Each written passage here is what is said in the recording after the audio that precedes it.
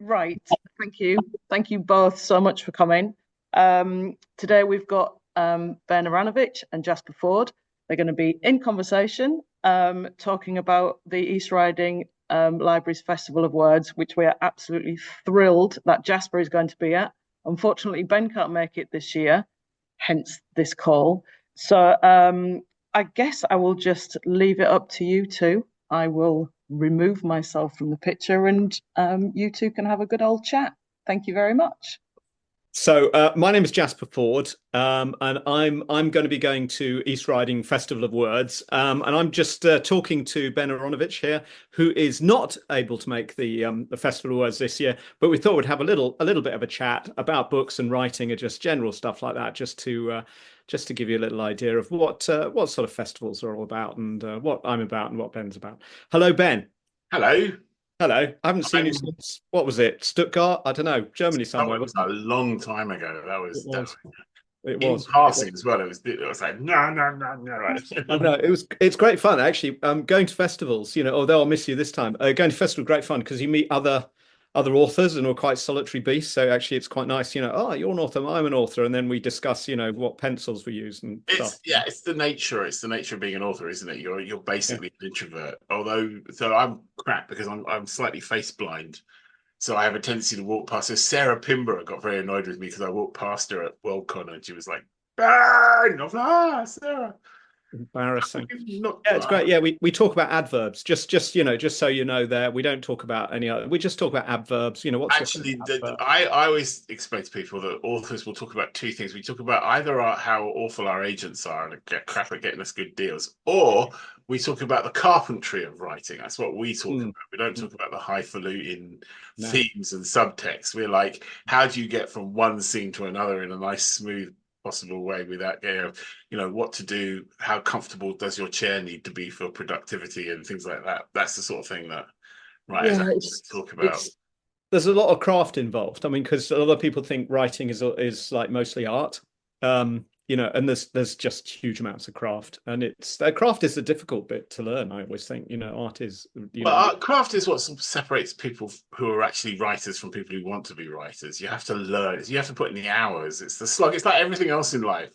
You find out that eventually you have to do some slog, and you're like, oh God, not slog. But yeah. You have to do the slog. So. Now, I've been doing some research, right? When I heard that I was going to interview you, I did some research, and you and I, right, and Richard Llewellyn, who, as everybody knows, wrote "How Green Is My Valley," are the only British authors who have a double consonant at the front of their name. No, sorry, a double letter at the beginning of their name. Okay. Because Aaronovitch. Well, I mean, there must be other Welsh authors. Llewellyn. Well, there's a few Lloyds, obviously, yes. But I'm looking for the really, really famous ones like you and Llewellyn. But I think E.E. Cummings gets honourable mention. Yes, but they're not in the club, so to speak. So and then there's also, if we're going to get nerdy about it, E. Doc Smith, who is the science fiction writer. Yes. But so if we're going to allow E.E. Cummings, we have to allow E. Doc Smith. All right, fair enough. Anyway, that's true, but I don't know how to. I mean, I always pronounce, to make sure that I spell your name right. I always pronounce you for Ford like that, so that I remember it's two F's. No, it's single. It's pronounced Ford like the car. And Aaronovitch is like Aaronovitch is one of those names that I don't even know if I'm pronouncing it correctly half the time. So yeah, that's like Steve Buscemi went to Italy to visit his relatives and discovered he'd been pronouncing his name wrong, which is kind of embarrassing. How is it supposed to be? Buscemi or something like that? Yeah, Buscemi. I think Buscemi. Something like that. Buscemi. Yeah. Anyway, so we should talk about your writing, obviously. So I think that one of the really, really wonderful things about sort of the what should we call it, like sort of regional literary festivals is that we often speak to people who don't know us, right? So I'll have that opportunity, obviously, at in East Riding. I wonder if you could just talk very briefly about the sort of author you are and what you kind of do. God, I hate this. Is like the worst thing I'm the most bad at. Because of my lack of articulacy, really. My name is Ben Aaronovitch. I'm from London. I'm an actual Londoner, and I set my books in London because I'm a Londoner. I like to get that out of the way because a lot of the time, as a Londoner, people ask you, "Why do you set your books in London?" And you think, "Where else am I going to bloody set them?" I write, I suppose, what you could call supernatural. I call them supernatural police procedurals. And my elevator pitch was, "What if Gandalf joined the Sweeney?" But that kind of dates me. So a lot of people go, Harry Potter grew up and joined the Fuzz, but I don't particularly like that because Nightingale, Peter would not have gone to Hogsworth. He would have definitely burnt it down at some point as a capitalist kind of class oppressive space. I write supernatural police procedurals. They're basically the working title was Magic Cops. It's basically about cops that do magic and then solve magical crimes. And like most detective series, you have your detectives, and then each book is a separate crime, and you just kind of get on with it. So it's not a fantasy series in the sense of something like a Song of Ice and Fire, where there's a beginning, a middle, and an end, and you have a climax. It's basically just going to keep going until I die of old age, I suspect. Yeah. Okay, so there are nine in these series, the Rivers of London series you've called it. So is there nine, or are you working on the ninth? There's 9 novels. The 10th one is coming out next year in July. There's at least another one. There's at least another 2 actually contracted, and then there's 5 novellas that sort of go with it. Okay. And there's also graphic novels. All right. So that's basically it. Yeah. So sorry. What are you working on right now? What right now? Yeah. I'm working on prepping for book 12. Oh, you're that far ahead. Yeah, but this is very rare. I'd like to point out this is actually a very rare occurrence for me to be this far ahead of myself. I'm the bane of my editor. He's normally going, "When's the book coming?" And I'm going, "It's coming as fast as I can." And so this is actually very unusual. And I'm kind of enjoying the lack of pressure on that one than not having to dash through it, which is why I'm doing quite a lot of prep on this one, because it's because I can, and I get to not do anything for a while and procrastinate and play Civilization 6 and other useful things. Yeah, there is. I find there's a kind of sweet spot, which is just when I've sent a book off, and I know that I've got at least a couple of weeks of sort of quietness before they come back with wanting changes, and that's a really enjoyable time. Yes, that pre-edit change. So, I hate editing. I mean, I absolutely hate editing.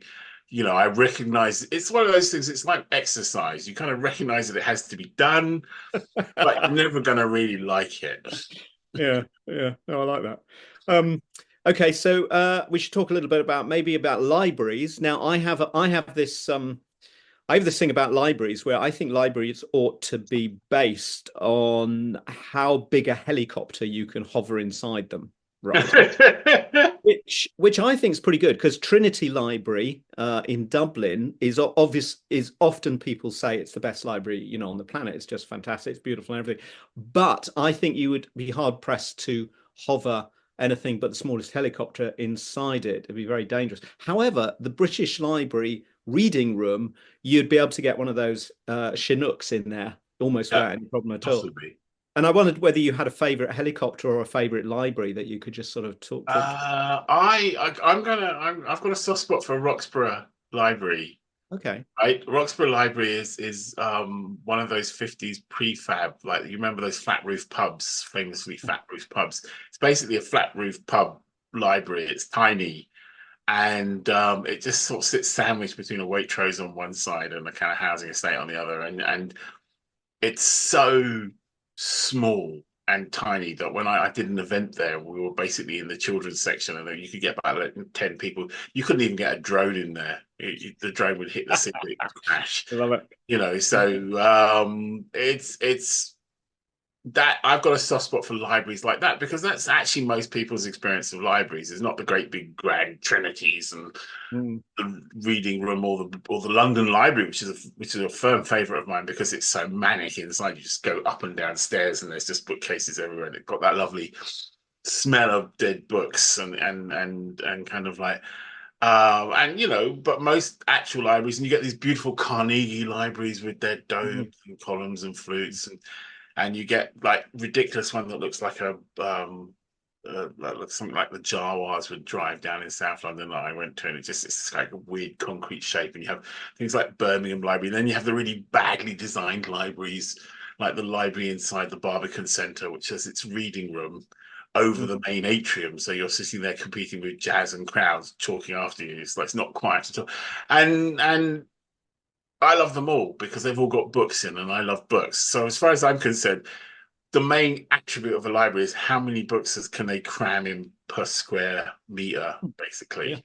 So I'd say my thing about a library is ratio of books per square meter, you see, and Okay. so that's my thing.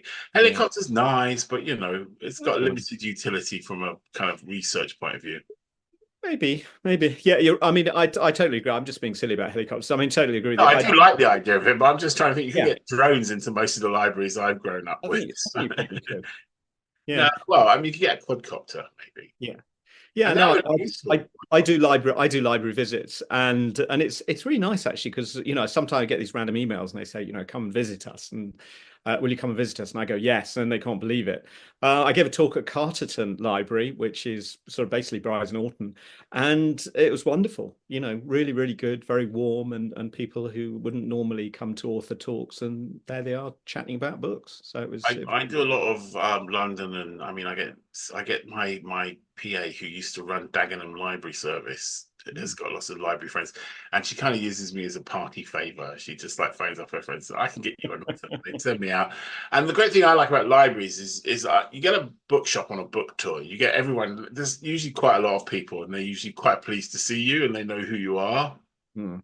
You do a library thing, you can sometimes it's packed, and then sometimes you get six people and a dog, and it kind of is kind of very refreshing in the kind of like grounding in that sense that you turn up, Mm. and you're not made much of because they don't know who you are. You turn up at the library, and the guy at the front has no idea who you are, and you go in and you get like six people and a dog because it was raining, Mm. and they don't know who you are, and it's good to do that as an author, I think. And also you go to places that you wouldn't normally go. Like there's no way I would have gone down to the Medway if I hadn't gone down to the library there. So Yeah, yeah, and good. I got about four chapters out of that. It was quite not bad. You always take something away, don't you? That's the Yeah, great thing about festivals and libraries. You go there and you give something away, but you always bring something back. always bring something Always. back. Yeah. Yeah, yeah. In my case It's it's usually a river. Yeah. Oh, really? River. Yeah. I Yeah, tell I tell I tell foreign visitors that all rivers in the UK used to be named after were alphabetically or numbered. And that used to be the convention, and it's fallen out now, but there's still a lot of them, like the X and the D and the Y and the seven. And there's enough evidence there to just make it plausible. So if you that's could so cruel. it is, but I mean, being cruel to foreigners wanting intelligent conversation and not getting it is one of my hobbies. I mean, you got great rivers like the Ouse. I mean, Ooze, the Ouse. You yeah. got the Greater Ouse and the Lesser Yep, Ouse. Piddle as well. The Piddle, Piddle. and then there's that river, and I can never remember the name. It's the one with like the very dangerous middle stretch where it runs through a crevasse about 6 inches wide. It's up near you where you are now, I think, in Yorkshire. The us, Uh, us. but it's like scary. It's like a scary river, and I always imagine in terms of my cosmology that it would have actually three separate genius loci. The Yeah. kind of broad one at the end, the kind of like the kind of like youthful one, and then this scary psychopathic one in the middle that eats people if they're stupid enough to fall into it. Yeah, steeped in metaphor. Yes, steeped in metaphor. Rivers Mm. are though. I mean, especially in Britain, they're very metaphorical. Okay. Right. So let's talk about inspirations for writing. I mean, is what inspires you to sort of keep on writing? Well, contracts mostly. Mm. No, it's very flippant. I can't stop. I'm one of those people. If I wasn't writing professionally, I'd be writing fan fiction. It's just that simple. Or I wouldn't be writing fan fiction. I'd be writing stuff that was disguised as fan fiction that would actually be original work, but would be disguised as fan fiction. I'd be writing that because the stories are in there. They want to come out. You have these story ideas, and they have to come out, and they're not going to let you get away with not letting them out. So the trick is as you know, is the trick is to get someone to pay you to do this, Mm. and then you don't have to do any boring jobs like working in a shop or anything. So Mm. my inspiration is that I would be doing this regardless of whether anyone was reading it or not. But thank God people are reading them. Yeah, no, I'm the same. I mean, if I hadn't been published when I would, because I got published with sort of on my seventh novel, I think it was. Yeah, I'm impressed by that. That's persistence. That is. Oh yeah, God, yeah. I mean, stubborn. But if I hadn't been published then, I would now be an unpublished author with like 15 unpublished books. Did you like drag out them all out of the drawer and get them published once you were successful, or did you leave them in the drawer? Yeah, no, I got them out of the drawer. I got two of them out of the drawer. The first two books I wrote, actually, police procedurals with nursery rhyme characters. That's where they suddenly Yeah, pop up in the middle of the run, and you suddenly go, yeah, "Oh, I'm going to do a police procedural in the nursery." yeah. That's That why. explains Yeah. a lot to me now. Yeah, and I think I've still got two. I think they're sitting on the hard drive, but they need. What I found with those two books is that it wasn't enough to drag them off the hard drive and dust off the electrons and run a spell check over it. They had to be completely rewritten. They were good ideas for books, but they weren't very good books. So Yeah, but you see, you're at a stage now. There's somebody who. What I like about being a professional writer is like when you're not a professional writer, you have to try and get people to read your books. Like you chase your family around the house, going, look, it's just a short book. But now people read your books whether you want them to or not, and they will make notes whether you want them to know. They will actually pay attention and say things like this character's name changes halfway through the book and other embarrassments that you get when you finish a book. Or this makes no sense, or why does your character go into that room at that point? And you think, because I needed them to for the plot. And they go, that's not good enough reason. because the book has to happen. Yes, the book has to happen. Book Well, has to I mean, you got around that because you were playing things with narrative form. And so therefore you could just go, well, it has to happen because it's the laws of fiction that this happens at this point. Yeah, I mean it's great fun. I'm writing actually the last in a series of my Thursday Next series, which are the books about books, and they're books about writing and a character who can move inside books. And it's because it's the last in the series, she kind of knows it's the last in the series, and everybody in the book knows it's the last in the series. So you can play on the form and expectation in new and exciting. So all the characters are trying not to be the one that dies. Yeah, I think so. The sad kind of 3/4 of the way in death that presages mortality for everybody else. Yeah. And trying to figure out how it ends as well. How do you end a series? And I hope it has a good ending. That sort of stuff. Well, I'm looking. We probably talked enough, but do you want to do some quick fire questions? Yes, quick fire. Okay, quick fire questions. Okay, right. What would be your specialist subject on Mastermind? Books of Terry Pratchett. Okay. If you could unread one book, which would it be? So that I could reread it. Good. I like that. I was dark. You were light. Well, God, just about everything I would read, so I could reread it again, basically. Okay, fair enough. Would you prefer to be attacked by 8 horses the size of ducks or 1 duck the size of a horse? 8 horses the size of ducks. Okay. What would be your desert island smell? Coffee. Good. What would be your pirate name? Oh God, that's never even occurred to me. Black Benjamin. Yeah. Okay. No, fair enough.